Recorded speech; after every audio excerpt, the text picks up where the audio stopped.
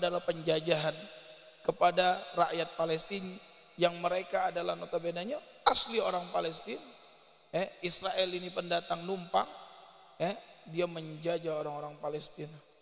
Kemarin pun di Gaza bukan hanya masjid yang rumah sakit, rumah ibadah kena masjid, gereja kena bom juga sama mereka Israel itu. Berarti bukan hal konflik agama tapi penjajahan, pembantaian kepada manusia. Tidak ada peri kemanusiaan lagi, Pak. Kalau orang mau belajar tentang peri kemanusiaan, datang kepada Islam. Di Al-Quran Allah mengatakan kalau orang membunuh satu orang tanpa dosa seperti membunuh semua orang. Bagaimana sekarang sudah 10 juta itu yang dibunuh itu, Pak. 10 juta, 3 juta, 10 ribu. 10 ribu sudah terbunuh. 3.500 anak kecil, Pak. Kata Nabi, kalau kalian berperang, jangan membunuh anak kecil. Jangan membunuh perempuan. Jangan menghancurkan tempat ibadah. Jangan menghancurkan rumah sakit. Jangan menyabut pohon kalau nggak perlu. Jangan menembang pohon kalau nggak perlu. Jangan membunuh hewan kalau nggak perlu. Ada adabnya orang dalam berperang. Diajarkan oleh Nabi kita Muhammad SAW. Dan mereka pun punya aturan itu, tapi mereka melanggar sendiri. Disinilah kata guru saya Sayyidina Umar kemarin waktu ceramah di Jordan, menunjukkan bahasanya yang mereka mengatakan sangat maju dalam teknologinya, maju dalam budayanya, yang sangat menjunjung HAM, hak asasi manusia, tapi Allah telanjangin mereka di mata dunia. Mereka sendiri yang melanggar, yang mereka buat suatu kemaluan yang sangat memalukan, karena mereka tidak menjunjung apa yang mereka sendiri buat, yaitu hak asasi manusia. Kadang-kadang sedikit dibilang dihantamnya ke umat Islam, nama bahasa Arabnya hurriyah. Oh, kalau perempuan pakai cadar itu enggak merdeka, kata dia. Padahal perempuan pakai cadar itu perempuan yang sangat merdeka. Perempuan yang pakai hijab itu perempuan yang sangat merdeka. Sangat merdeka. Kenapa Habib katakan? Karena dia menjaga kehormatannya, menjaga kemuliaannya. Kalau kita tahu, kalau kita sekali-sekali saya pernah ke Banjarmasin itu, ke Martapura, Pak. Kalau berlian yang murah itu ditaruh di kaca-kaca itu, tapi kalau Bapak mau tanya berlian yang mahal pakai kotak khusus, dikeluarkan sama dia. Itulah perempuan kalau sudah terbuka sering dilihat sama orang, udah biasa saja.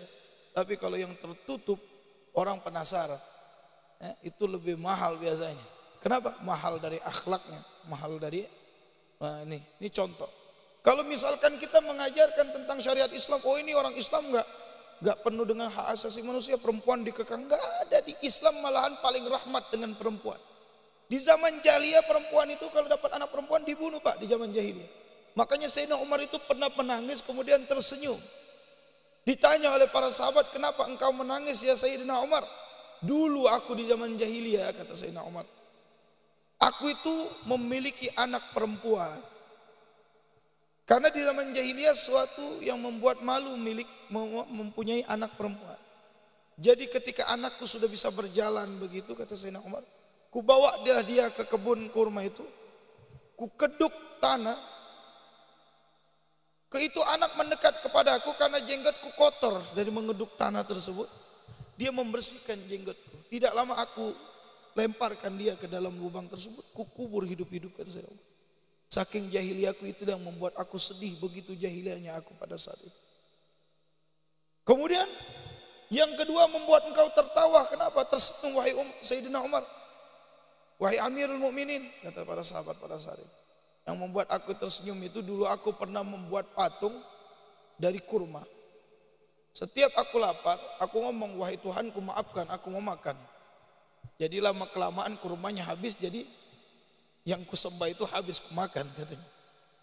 Maka aku tersenyum, alang kejahiliannya aku membuat sembahan dari kurma. Nah inilah hal-hal inilah yang ketika datangnya Islam Allah ajarkan. Makanya Nabi pernah mengatakan dalam hadis, bada al-Islam gharib fasayaudu ghariban kama bada'ah fatuba lil ghuraba. Mulainya Islam ini diajarkan orang merasa aneh, akan kembali menjadi aneh seperti awalnya. Fatuba lil ghuraba, kata Nabi, beruntung orang yang dinilai aneh pada saat itu. Man hum ya Rasulullah, kata sahabat, siapa mereka itu? Humul ladzi yuhyi sunnati inda fasadil ummati. Yang dinilai aneh itu orang yang menghidupkan sunnah Nabi ketika umat banyak melakukan kefasikan, kemungkaran. Apa sunnah Nabi? Seperti sholat berjamaah, walaupun di dalam perkataannya fardu kifayah, ada yang mengatakan sunnah muakkadah. Sunnah Nabi Muhammad. Sunnah itu apa Pak? Setiap perkataan, perbuatan dan ketetapan dari Nabi itu sunnah. Kita mengikuti perbuatan Nabi sunnah. Contoh, Nabi minum dengan tangan kanan megangnya. Makan dengan tangan kanan, minum seteguk demi seteguk. Sunnah Nabi. Nabi kalau minum duduk. Nabi pernah minum berdiri itu ketika perang. Sampai minum air zam-zam. Itu pun sebagian ulama tetap menganjurkan duduk walaupun minum air zam-zam. Pernah sekali waktu aja Nabi minum berdiri itu ketika perang. Bapak-bapak, ibu-ibu yang dirahmati oleh Allah, sunnah Nabi banyak sekali. Jadi yang menghidupkan sunnah Nabi itu termasuk orang yang aneh di zaman sekarang. Coba kira-kira kita ke mall pakai gamis sama kopiah, bingung nggak orang? Kalau di kota-kota besar itu bingung, ini orang dari mana kata dia. Coba kalau orang yang telanjang, setengah telanjang yang pakai celana pendek itu, maaf nih Pak, dia nggak malu, biasa aja orang lihatnya, biasa itu. Tapi ketika kita menampakkan keislaman kita, orang bilang aneh. Padahal itulah baju yang Allah wariskan kepada kita. Kata Nabi, baju yang baik Rasulullah itu bajunya sederhana Pak. Kehidupannya sederhana, Nabi yang pilih sendiri. Antum kalau baca kitab Syama'il Rasul, baju Rasulullah itu sederhana. Nabi pakai baju bagus kalau menyambut tamu negara. Kalau datang dari Persia atau datang dari Romawi, utusan, itu Nabi baru pakai baju yang bagus. Kenapa? Biar tidak dihinakan oleh orang-orang kufar. Tapi kalau kehidupan keseharian Nabi, sederhana bajunya Rasulullah. Itu Nabi kita mau. Pilihan beliau. Bapak tahu nggak bagaimana di dalam kitab Syama'il diceritakan bagaimana di kasurnya Nabi Muhammad?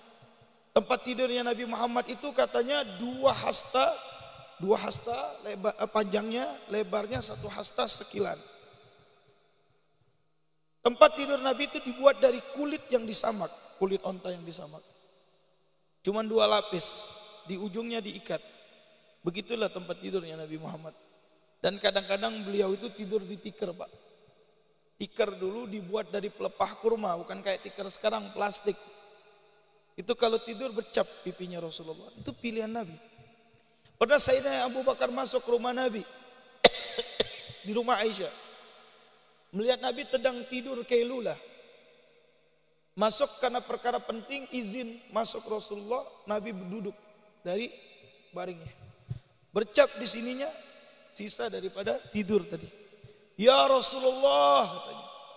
Begitu hebatnya kasurnya orang-orang Persia, dari kaisar Persia, kaisar Romawi. Kami mampu untuk membuatkan engkau kasur yang seperti itu ya Rasulullah. Apakah engkau mau kami buatkan ya Rasulullah? Enggak, kata Nabi. Cukup ini sudah. Wasariruhum finnar wasariruna fil jannah. Bagaimana pendapatmu Sayyidina Abu Bakar?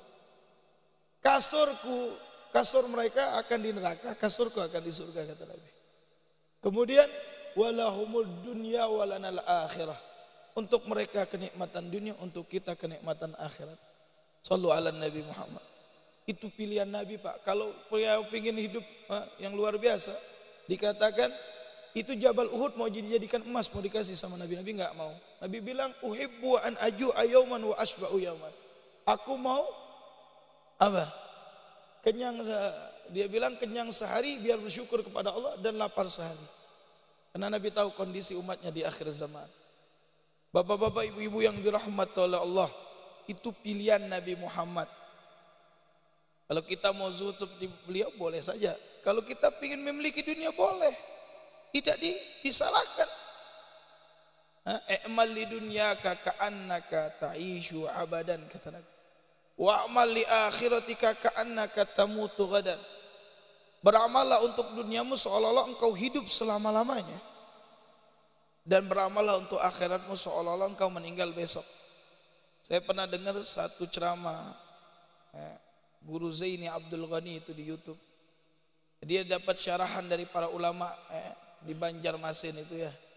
Beliau bilang, ulama mengatakan mengejar sesuatu yang enggak pasti, meninggalkan sesuatu yang pasti untuk amalnya.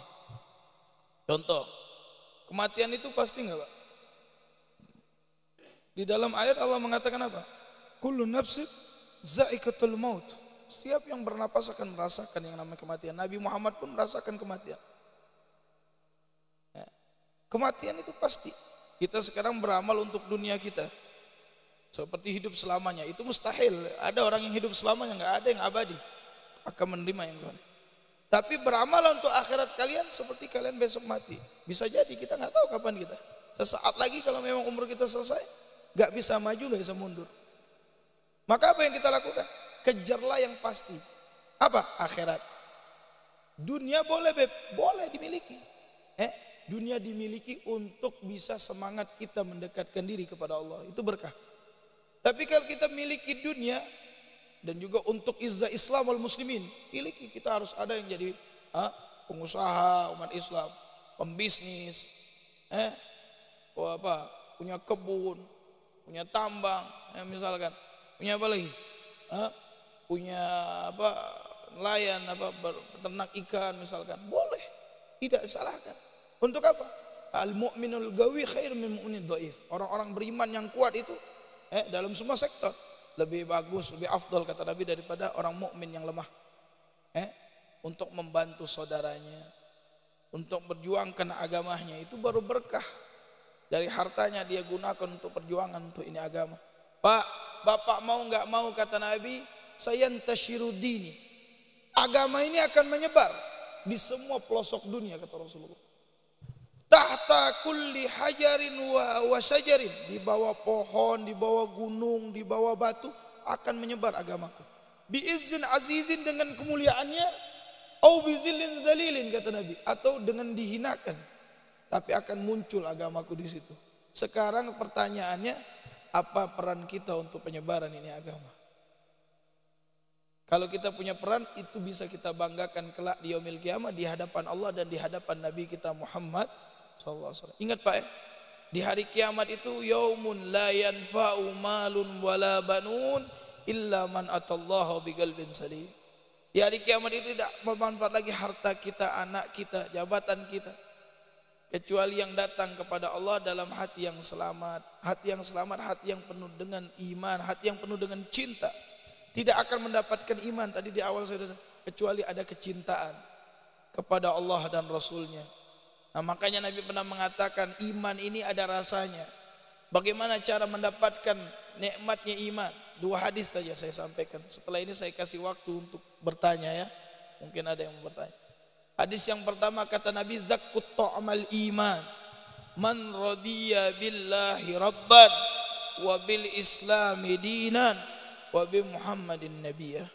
Akan merasakan nikmatnya iman. Iman itu punya rasa Pak, dzuk. Ada rasanya. Kalau kita ibadah, salah satu yang kita sekarang ini sedih, dicabut oleh Allah nikmatnya ibadah. Orang dulu kalau sholat tuh bisa khusyuk, nikmat baca Quran berjam-jam. Kalau sekarang nikmat lihat HP berjam-jam ya. Ini kita sekarang, orang dulu luar biasa. Kata zakkut ta'amal iman, akan merasakan nikmatnya iman yang ridho Allah sebagai Tuhannya. Nah, sekarang kita sudah menghamba belum sama Allah Pak? Apa kita masih menghamba dengan makhluk? Menghambalah kepada Allah. Bagaimana cara menghamba? Saya baca di dalam kitab Sulam Taufik, salah satu diterimanya sholat kita, kata Habib Abdullah bin Husain bin Thahir, itu disyarahkan oleh Syekh Nawawi Al-Bantani. Salah satu untuk diterimanya ibadah kita, sholat kita adalah dengan ikhlas semata-mata karena Allah. Bagaimana ikhlas itu Pak? Beramal semata-mata karena Allah. Kenapa ente ibadah? Kenapa ente sholat? Kenapa ente puasa? Kenapa ente zakat? Karena saya berharap surganya Allah. Kalau seorang hamba sudah menghamba kepada Allah, saya hambamu ya Rabb, menghamba kepada Allah, dia sholat itu karena dia hamba, seperti Tuhan kepada hambanya, disuruh apa saja dilakukan. Kalau dia sudah menghamba, dia sholat atau ibadah itu bukan karena diiming-imingi surga. Tapi kalau tidak diimingin surga terus nggak sholat dong, itu pun sudah bagus lah untuk kepingin surga. Tapi belum naik, ubudiyahnya belum nyampe. Berarti kalau nggak diiming-imingi surga nggak mau dong sholat, nggak mau dong ibadah. Berarti belum karena Allah, karena surga. Surga ciptaan Allah, Pak. Satu lagi dibilang, kenapa ente sholat, kenapa ente ibadah? Saya takut, Pak, dari azab neraka Allah. Itu sudah bagus. Berarti kalau nggak ditakut-takuti, nggak sholat.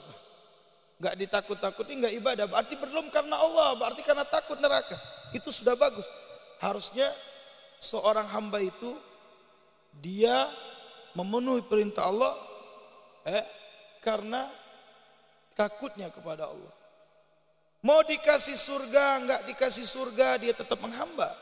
Mau ditakuti neraka, tidak ditakuti neraka, dia tetap menghamba kepada Allah. Tidak mungkin jika hamba sudah menghamba kepada Allah, tidak Allah berikan surganya. Tidak mungkin seorang hamba yang menghamba kepada Allah, tidak Allah jauhkan dari azabnya, api nerakanya. Itu mustahil, dan sudah Allah janjikan di dalam Al-Quran, dan diutus Nabi untuk menjelaskannya. Shallu ala Nabi Muhammad. Dan yang terakhir kata Nabi Muhammad, salasun iswajada fihinna wajadu halawatul iman. Ada 3 perkara kalau ada di sisi kita akan kita mendapatkan nikmatnya iman. Yang pertama, an yakunallahu wa rasul ahabba ilaihi mimma siwahuma. Dia cintai Allah dan Rasul melebihi segalanya. Dan yang kedua kata Nabi Muhammad akan mendapatkan nikmatnya iman. La yuhibbul mar'u illa lillah. Tidak mencintai seseorang kecuali karena Allah. Bukan karena jabatannya, bukan karena hartanya, bukan karena sesuatunya, tapi dicintai saudaranya karena Allah. Siapapun dia cintai karena Allah. Istrinya dia cintai karena Allah, anaknya dicintai karena Allah, jiran tetangganya karena Allah, sahabatnya karena Allah.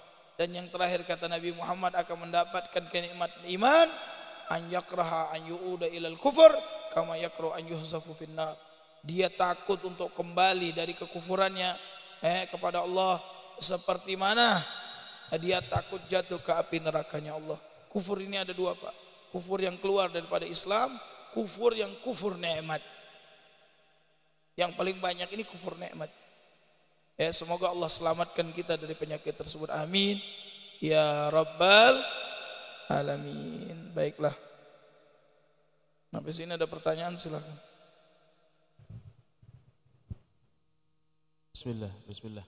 Masih ada yang mau bertanya atau berdiskusi seputar materi tadi? Silakan.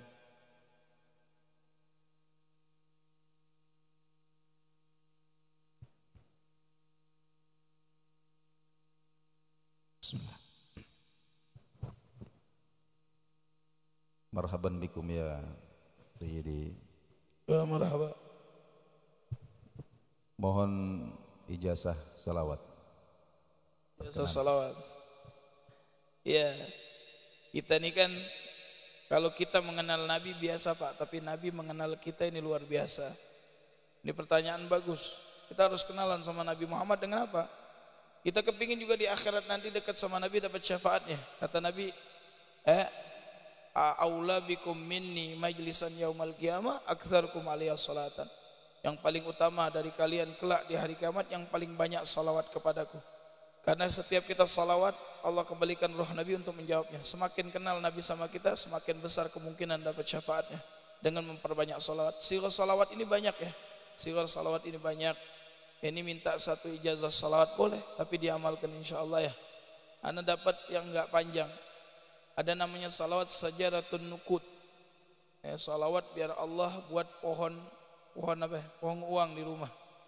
Ini unik juga nih salawat. Tidak panjang. Allahumma salli ala Sayyidina Muhammad wa ala ali Sayyidina Muhammad. Baca 400 kali dalam sehari. Terserah ente mau bagi bagaimana, taunya 400 kali. Allahumma salli ala Sayyidina Muhammad wa ala ali Sayyidina Muhammad 400 kali. InsyaAllah Allah bukakan. Dan saya dapat juga dari guru saya Sayyidil Habib Umar, namanya salawat Nuri Kasari. Ini salawat Nuri Kasari fungsinya biar cepat bisa bermimpi bertemu dengan Nabi.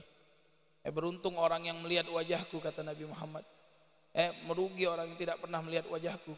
Dan Nabi kasih kabar gembira, man ra'ani fil manam faqad ra'ani haqqan. Fa inna syaitan la yatamassalu bi. Siapa yang lihat aku dalam mimpinya betul melihat aku, syaitan tidak bisa menyerupai aku dalam mimpi. Salawat ini namanya salawat Nuri Kasari. Allahumma salli wa sallim ala sayyidina Muhammadin Nuri Kasari wa madadikal jari wa jama'na bihi fi kulli atwari wa ala alihi wa sahbihi ya nur ya. Hakata.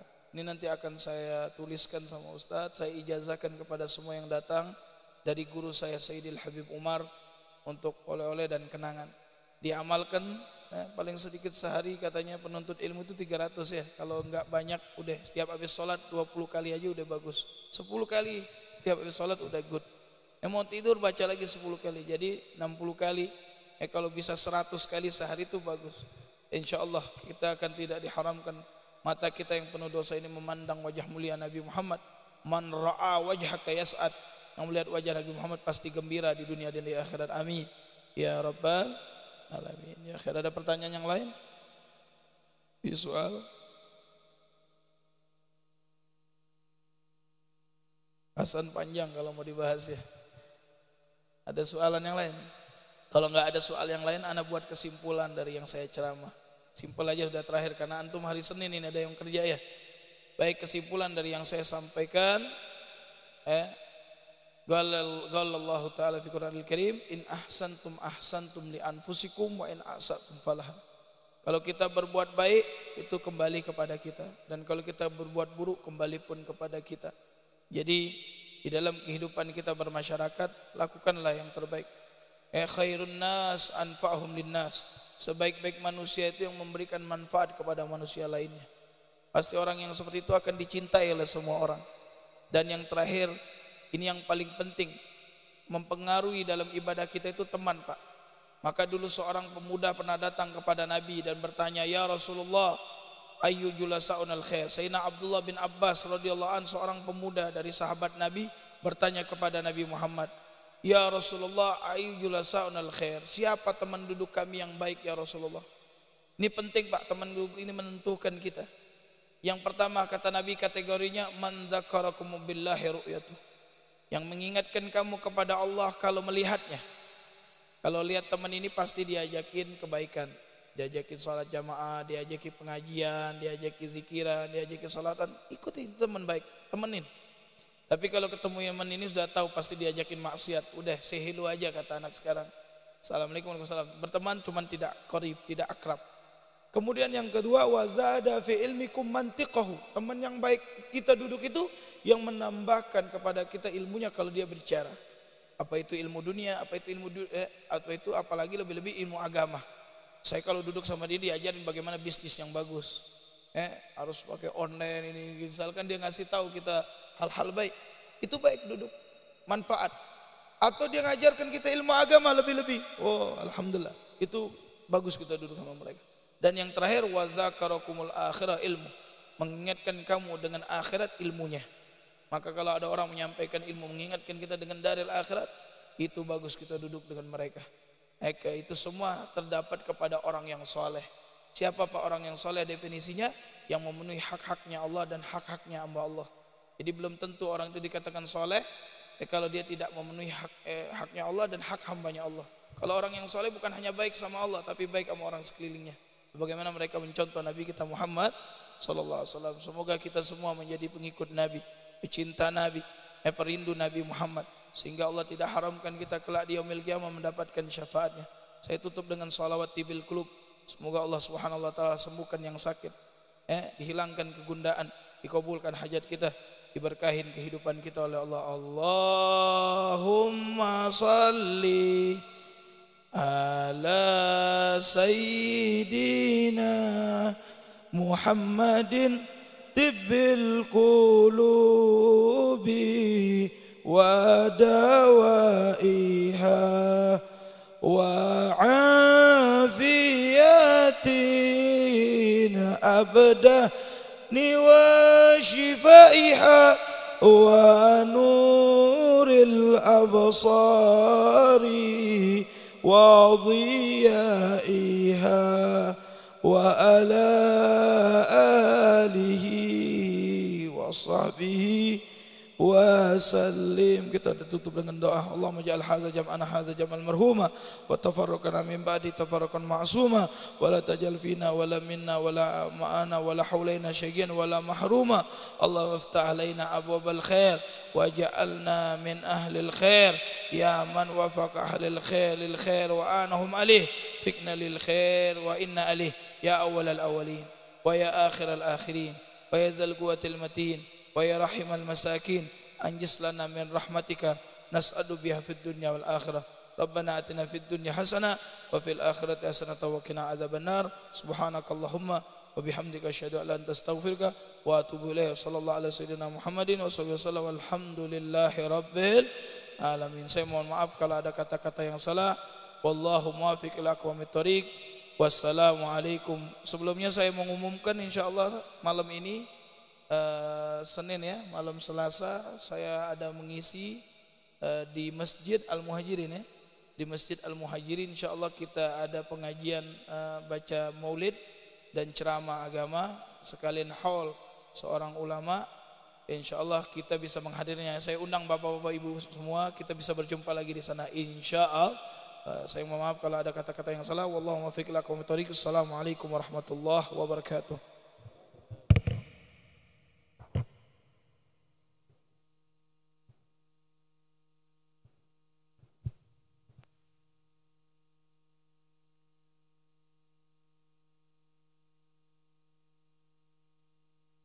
Bismillah.